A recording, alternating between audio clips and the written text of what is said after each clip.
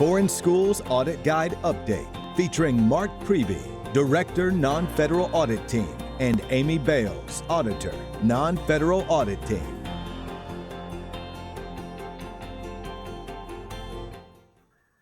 Hello.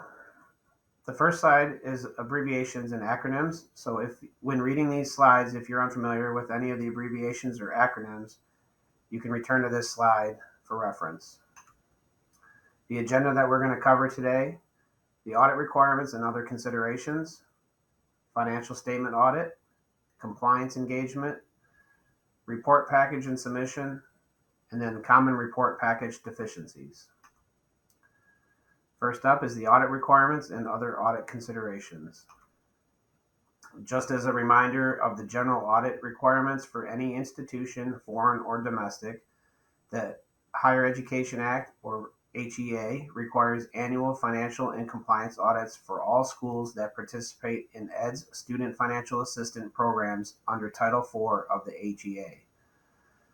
The audits must be performed in accordance with government auditing standards, sometimes called the Yellow Book, and audit guides developed by the OIG.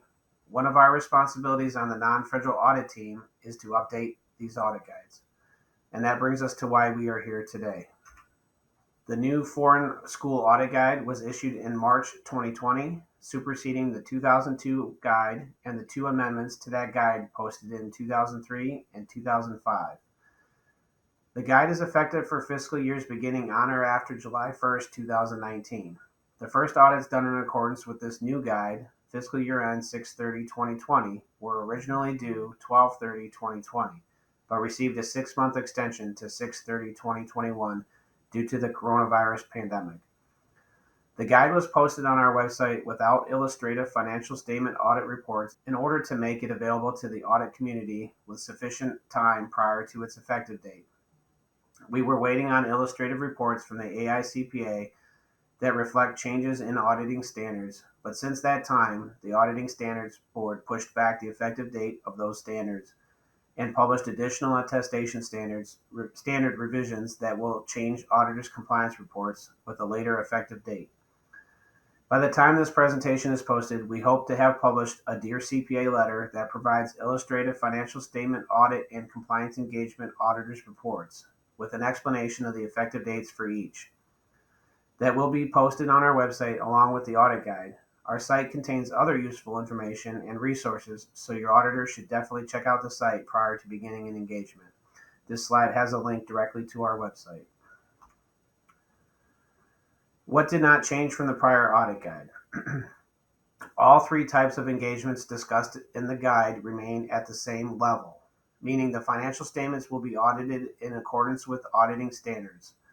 The standard compliance engagement remains an examination level attestation, and the alternative compliance engagement remains an agreed upon procedure level attestation engagement. Those two performed in accordance with the appropriate attestation standards. Regarding reporting noncompliance, the auditor is still required to report all noncompliance that they identified during the audit, regardless of materiality.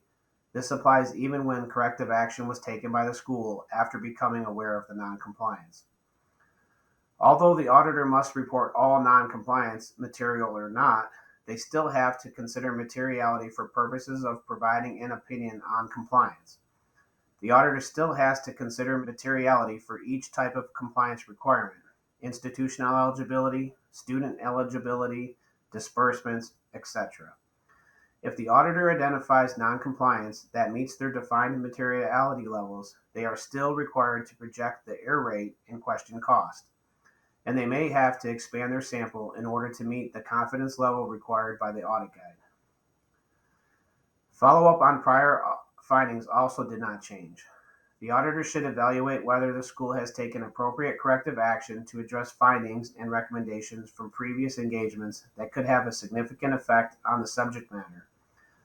They will be asking you to identify previous audits, attestation engagements, and other studies that directly relate to the school's compliance with the Title IV program requirements in this guide, including whether related recommendations have been implemented. They'll then use this information in assessing risk and determining the nature, timing, and extent of current work. We updated the guide to reflect all statutory and regulatory changes since 2002. HEA citations are current, and all CFR citations will be to the July 1st, 2019 version unless otherwise noted. Some of the more significant changes were Healthcare and Education Reconciliation Act of 2010, or HCERA, prohibited the origination of FFEL loans on or after July 1st, 2010, and authorized the origination of direct loans by foreign schools. As of July 1st, 2011, Ed also exercised its authority to waive or modify some of the audit submission requirements. Although these weren't all addressed by amendments to the 2002 audit guide, foreign schools were still required to submit audits in accordance with current requirements, so these changes should not be news to you. We've also updated the guide for any changes in compliance requirements since 2002. As mentioned previously, the type of financial audit or compliance engagement that is performed for a foreign school depends upon the amount of direct loan program funds received by the school during the fiscal year. So an important initial planning step for audits of foreign schools is to determine the US dollar amount of direct loan program funds the school received during its most recently completed fiscal year. The prior guide instructs the school to request a list of FFEL certified loans from Ed, and schools were later instructed to run the NSLDS SCH-LL1 or school loan list. This guide now instructs schools to request the SAS Disbursements Detail on Demand report from COD, which is to be relied upon on determining the type of audit required. Ed believes that for this purpose, it is better to use the SAS Disbursement Detail report from COD, which should tie into the school's drawdown in G5 because COD disbursements are the source of funding for foreign schools. Assuming the schools run their SAS Loan and Disbursement Detail report for their mandatory monthly reconciliation, then the numbers will tie into the year-end numbers. This report has date range filters to enter fiscal year parameters but is award year specific. Therefore, in cases where the school's fiscal year does not coincide with an award year, the school will need to obtain the SAS Disbursement Detail on Demand report for 2 award years. Some schools had complained about findings they had received because the SCH-LL1 report and the school's records did not balance. Ed has found that variances noted between the SCH-LL1 report and the school's records were sometimes due to loan servicers posting payment received as loan cancellations in NSLDS. Some key overall changes from the prior guide. Professional standards. All professional standards citations were to versions current as the publication date. References to government auditing standards are to the July 2018 revision, which for our purposes was effective for periods ending on or after June 30th, 2020, and cannot be early implemented. Presumptively mandatory procedures. The audit attest procedures in chapters 2, 3, and 4 are now presumptively mandatory. This is a change from the previous guide, which described the procedure as suggested. Presumptively mandatory requirements have to be performed where relevant, except in rare cases where performing requirements would be ineffective in achieving the intent of the requirement identified by should. If the auditor doesn't perform the procedure, they must perform an alternative procedure to achieve the intent and must document justification for departure. We anticipate that these key changes will result in more consistent auditing and more accurate reporting. Some other changes. The guide says that auditors are required to document their compliance with applicable jurisdictional licensing requirements. This may be something you want to look at when deciding whether to hire or retain your auditor. The OIG may perform a quality control review of audit documentation prepared in support of foreign school audits. The guide now clarifies that OIG could recommend that Ed reject a school's audit report if we determine that the report and/or documentation of the work is unacceptable. At the beginning of each engagement, you'll be asked to sign an engagement letter, documenting your understanding of the work to be performed.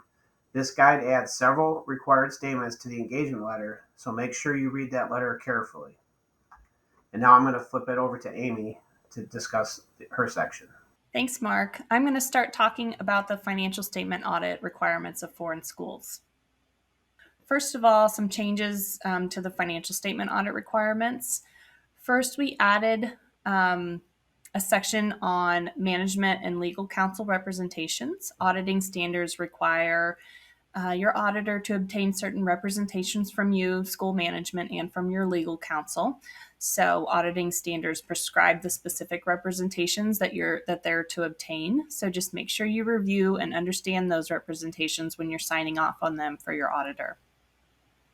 We've also added a section to the guide to talk about considering fraud in the financial statement audit, including requirements for documenting that consideration.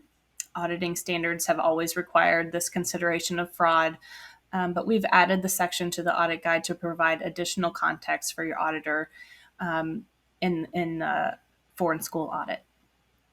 The new guide also describes how government auditing standards establish requirements for financial audits that go beyond U.S. generally accepted auditing standards, things like reporting on the engagement and presenting audit findings. We'll talk some about required financial statement disclosures. This guide now covers the requirement that all schools, including foreign schools, financial statements have to include a detailed description of transactions with related entities, including the nature and amount of any transactions with related parties, financial or otherwise, and regardless of materiality. There is an example related party footnote disclosure in the audit guide, so you can refer to that. And then the guide provides procedures for your auditor to perform related to those related party disclosures. So they'll be examining your footnote to determine whether it contains all required information. And they're looking at your accounting records and interviewing school management to determine if there are any related party transactions that were not disclosed. And they've been instructed to report an audit finding if there are any undisclosed related party transactions or any disclosures that do not contain the level of detail that's required. And that is sufficient detail to enable the department to readily identify related party transactions. Another financial statement disclosure is the 9010 footnote, which is applicable to for-profit foreign schools only. The note has to have the dollar amount of the numerator and denominator of the calculation, as well as the individual revenue amounts. The calculation presented in the notes to the financial statements has to be made by the school and not by the auditor performing the audit. If you as a school are not capable of making the calculation, then you should engage a person or a firm other than your external auditor to perform that calculation. Your external auditor has to review the accuracy of the calculation and its component parts, and there are procedures in the audit guide that they have to follow to do that. They're going to look at records supporting the calculation to ensure that the student Title IV and student non-Title IV amounts were calculated on a student-by-student basis, and that the data used is reliable and accurate. They're instructed to report an audit finding if they determine that your calculation is misstated by any amount, or if they're unable to make a determination about whether the calculation was in compliance with requirements. This is something fairly new, the Financial Responsibility Supplemental Schedule. Just this month, the department issued this Dear Colleague letter, Gen 2107, that provides a summary of the requirements of schools and auditors when it comes to the supplemental schedule. Basically, regulations issued in 2019 at 668.172 and appendices A and B to subpart L of part 668 requires proprietary, private nonprofit, and certain foreign schools to include a financial responsibility supplemental schedule as part of their audited financial statement submissions on or after July 1, 2020. Applicable foreign schools are foreign proprietary that are allowed to participate in direct loan programs, and foreign schools that are treated as private nonprofits for Title IV purposes, regardless of whether financial statements are home country or U.S. The regulations require a supplemental schedule that contains all of the elements required for the department to calculate the school's composite score. And each item in the schedule has to have a reference to the financial statements or notes to the financial statements and has to tie directly to a line item or part of a line item. The appendices in the regulations present examples of properly presented schedules. And although the examples include numbered line items to assist in illustrating how amounts tie, there isn't a requirement that your supplemental schedule include numbered line items. Ed does expect auditors to evaluate and report on the supplemental schedule in relation to the financial statements as a whole in accordance with auditing standards AUC 725. So when applicable, meaning when the schedule is required, the report packages have to include the supplemental schedule and an auditor's in relation to opinion on the schedule. The department has indicated that they may reject or mark an incomplete an audit submission that doesn't have both. Now we're going to move on to the compliance engagement.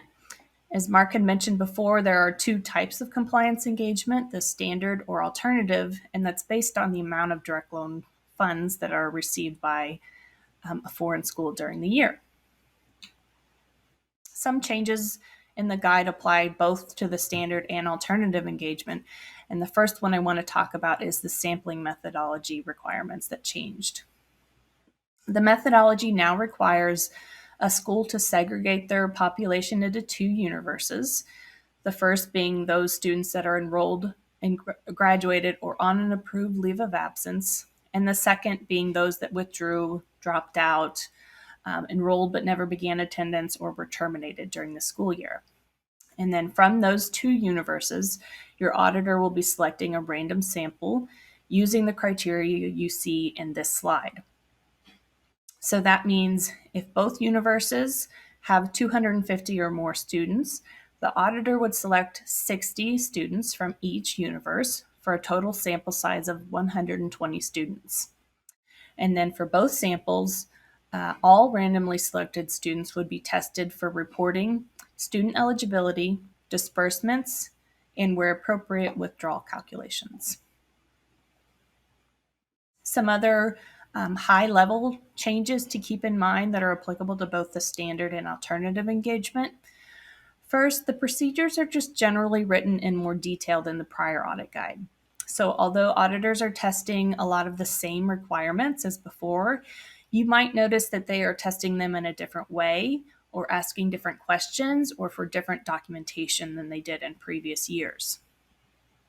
Considering this, just be prepared for more auditor time than in the past. More on-site time, more questions, more back and forth with your auditor, especially in these first probably 1, 2, 3 fiscal years where your audit is done in accordance with this new audit guide. Some changes are applicable only to the standard compliance engagement, and that's what I want to talk about here. First, we added a section on requirements for your auditor to consider fraud in the compliance engagement. So as part of that, they'll be making inquiries of you, school officials, to determine if you have any knowledge of any actual suspected or alleged fraud. So look for that. The site visit requirement changed somewhat in that the auditor is required to visit only reportable locations where 50% or more of a program is offered, and that they can rotate site visits every 2 years, except that the main location where material administrative functions are performed will be visited annually. When we say site visits, we are talking about physical in-person site visits to verify the existence of a location and that the location would support the programs that are to be offered. Virtual site visits generally are not allowed. However, we issued Dear CPA letter CPA 2101 linked to in this slide in January, which provides an exemption from site visit requirements during the period of the national emergency for the COVID-19 pandemic. So your auditor would still have to perform some kind of alternative procedure to achieve the intent of the site visits, but it might not be showing up in person on your campus. During the compliance engagement where a school uses a third-party servicer, the auditor will have some additional steps to perform. First, they'll have to obtain an understanding of how you use the third-party servicer in your school operations. So that's going to include reviewing and evaluating your written contract with the servicer, making sure that that contract covers all services that are provided and that it has everything in a contract that a third-party servicer contract must have in accordance with the department regulations. And it's also going to involve interviewing school management and the servicer to obtain a clear understanding of who does what. So the auditor will have to then prepare a servicer information sheet that is specific to you, the school, to be included in your school report package.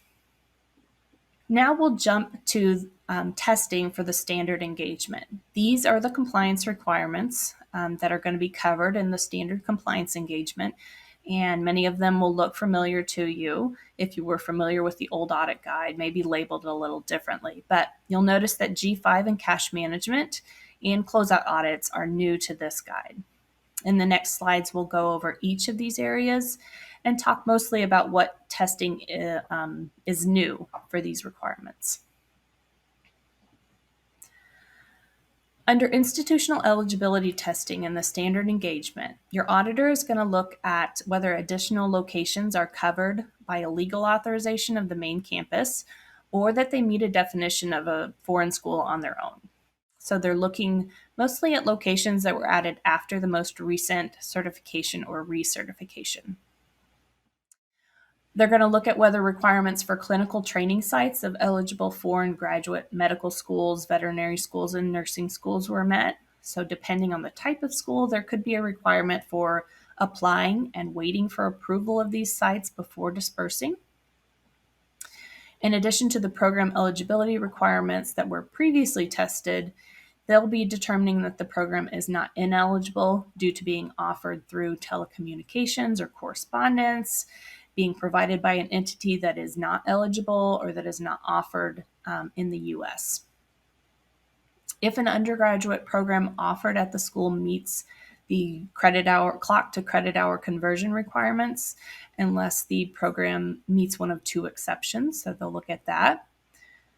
Auditors of foreign veterinary schools are now determining whether the school is accredited or provisionally accredited by an acceptable organization. Your auditor is also going to look at the incentive compensation band. So they're going to determine if you're providing any adjustments to compensation or profit sharing payments, commissions, bonuses, or other incentive payments based on success in securing enrollments or awarding financial aid to Title IV students. If you participate in the direct loan program under the zone alternative, they'll also determine if you met requirements for that. So that's going to involve some additional representations from you. They're going to review disbursement methods and review copies of certain correspondence. And then there's also a new section on bankruptcy and criminal activity that will involve obtaining additional representations from the school and then corroborating those representations with representations from your legal counsel. Moving on to reporting. As I mentioned previously, there are changes in how certain tests are performed, and enrollment reporting is one of those. So now your auditor is going to be requesting that you provide them with a certain NSLDS report or a printout of a page from NSLDS. So both of those would give summaries of when Ed sent an enrollment reporting roster file to you and when you, the school, responded. So we're looking for whether that response was done within the required 15 days for timeliness. And then for accuracy, the auditor is looking at their standard student sample and comparing enrollment statuses in the student files to the printout of the student's NSLDS enrollment timeline.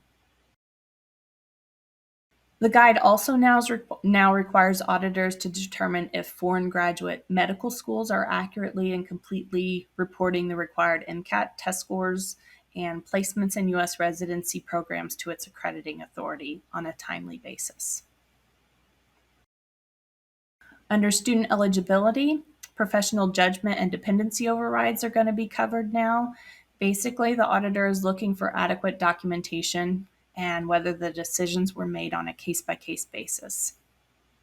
They're looking at students on an approved leave of absence, specifically to determine if they were approved under a policy that met Ed requirements and that the students returned within the period granted.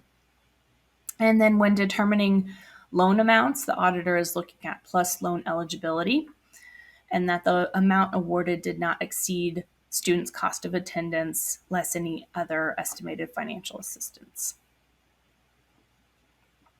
Under disbursements, first up, they're just looking at whether your definition of payment periods are complying with ed regulations.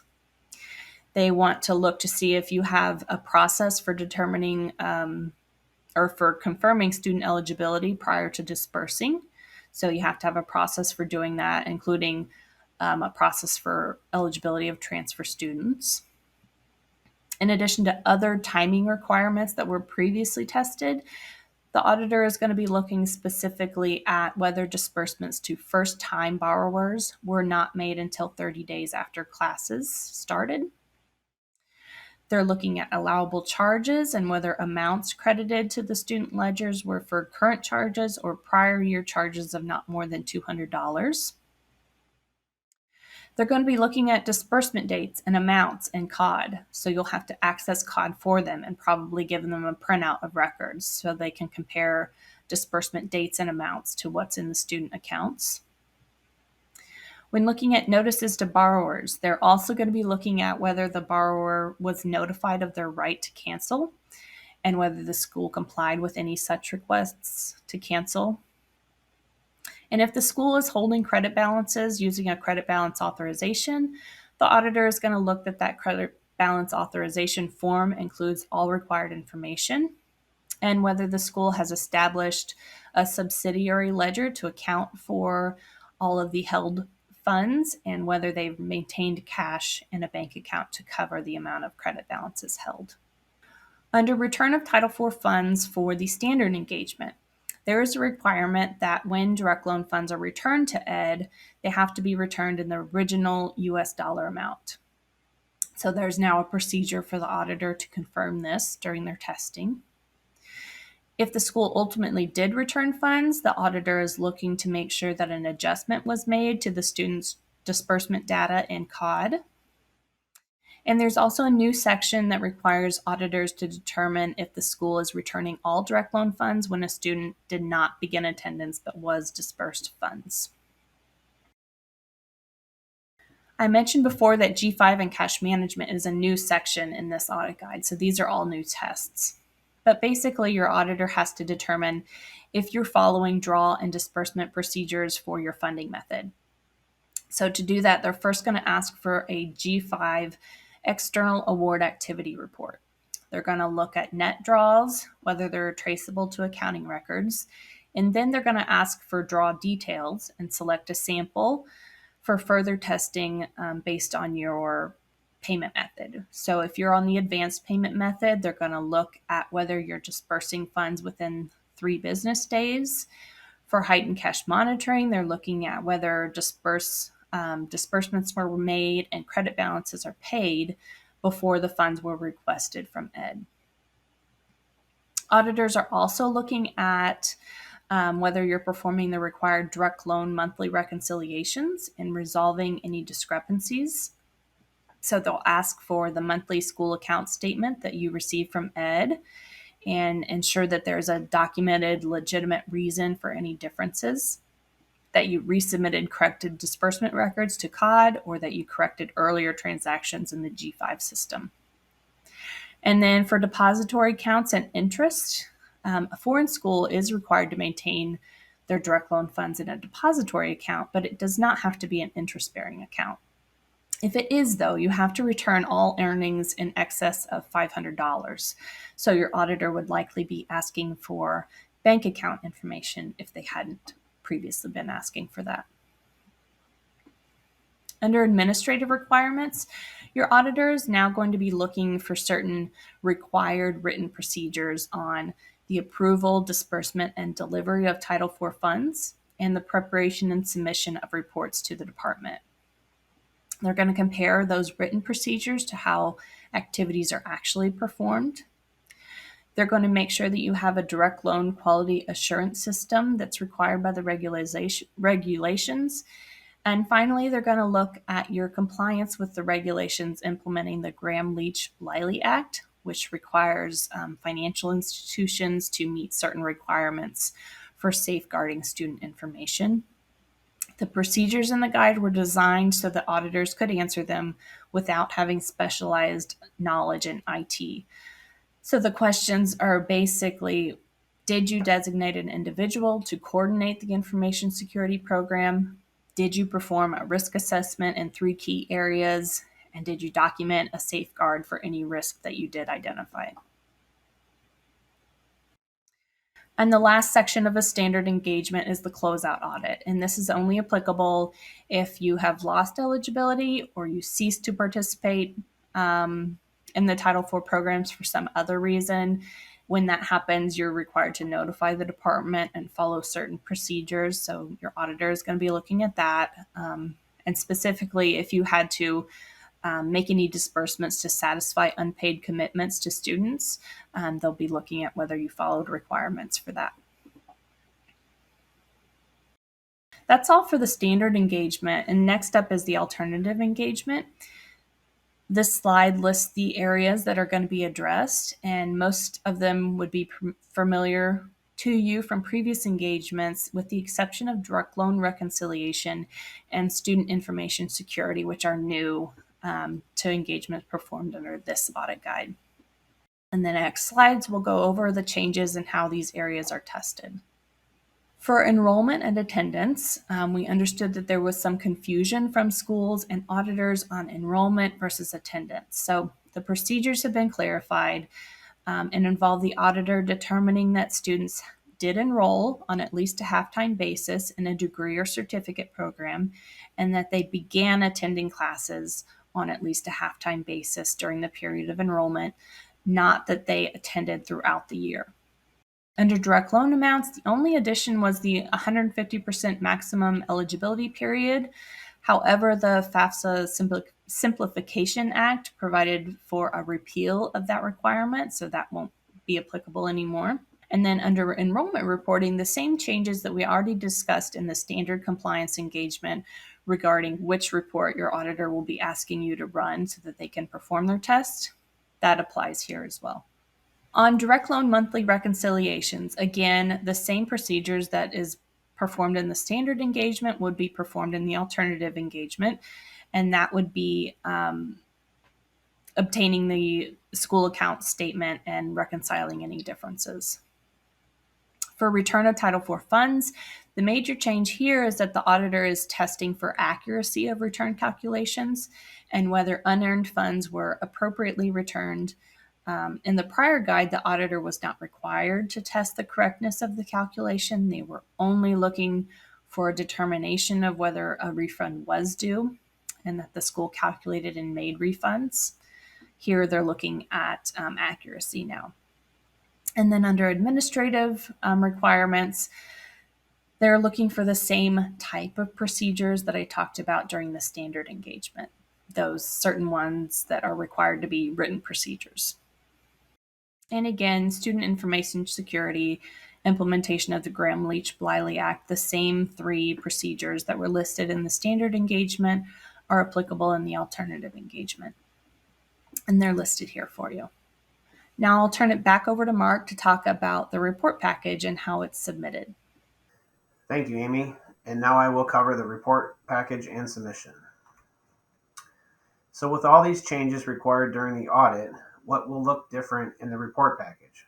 A few things you'll see have changed for all types of engagements. First, we have clarified in the guide that all elements of the financial statements report package, the financial statements themselves, and the compliance attestation package must be in English. All example reports that are included in the guide or that will be included in an upcoming Dear CPA letter that your auditor will use to generate their reports were updated to include all information required by auditing or attestation standards and to align with the AICPA's illustrative reports. You'll notice wording changes, but the same basic information is presented. There are some additional details required on the title pages. The financial statement audit package must now contain a title page with the name and OPE ID of the audited school and the fiscal year end date. The title page on the compliance audit package must identify the school's DUNS number as well as any additional locations, not just the main location.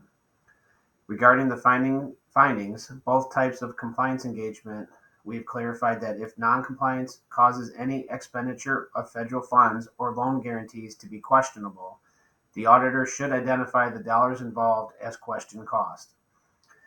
As you probably all know by now, with last year's enhancements to Easy Audit, all schools, including foreign schools, are now submitting financial statements and audits electronically using Easy Audit.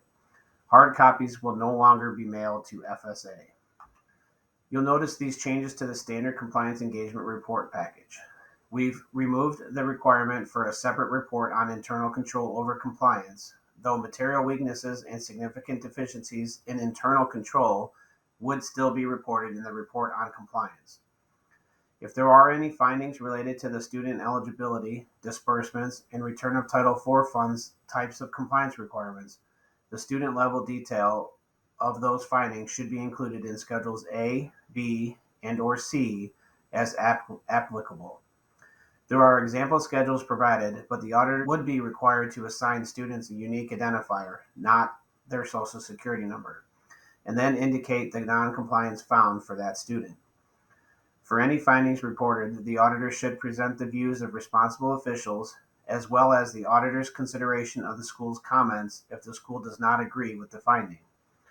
You've always been required to prepare a corrective action plan for any findings, but government auditing standards require that the auditor summarize your comments on the findings and include that with the finding description.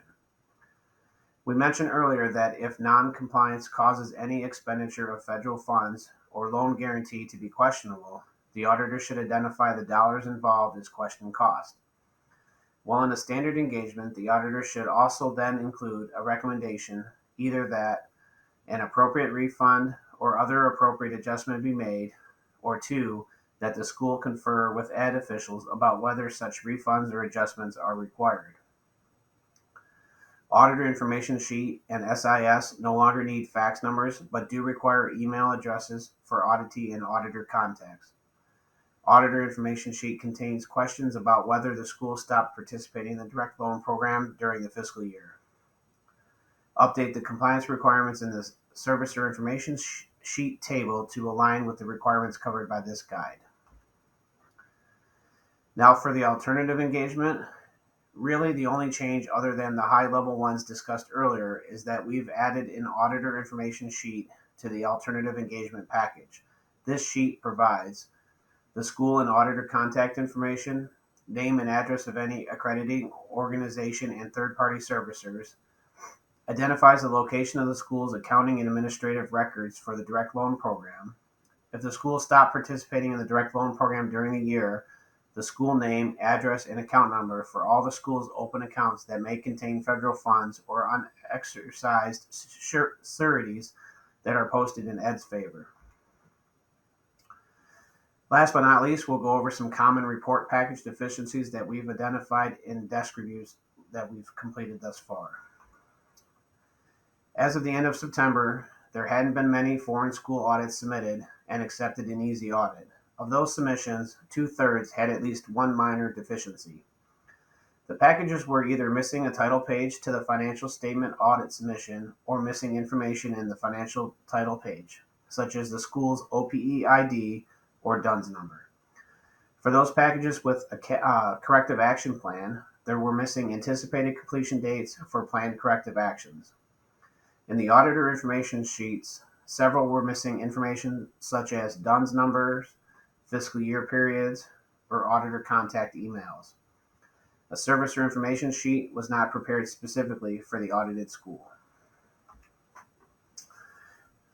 And finally, if you have any questions after viewing this presentation or reading through the slides, if they're programmatic related questions, you can contact the FSA Foreign Schools team. And if your questions are related to the audit guide, audit steps, or clarification based on the audit guide, please email the non-federal audit team at oig-non-federalaudit@ed.gov. Thank you for your time today.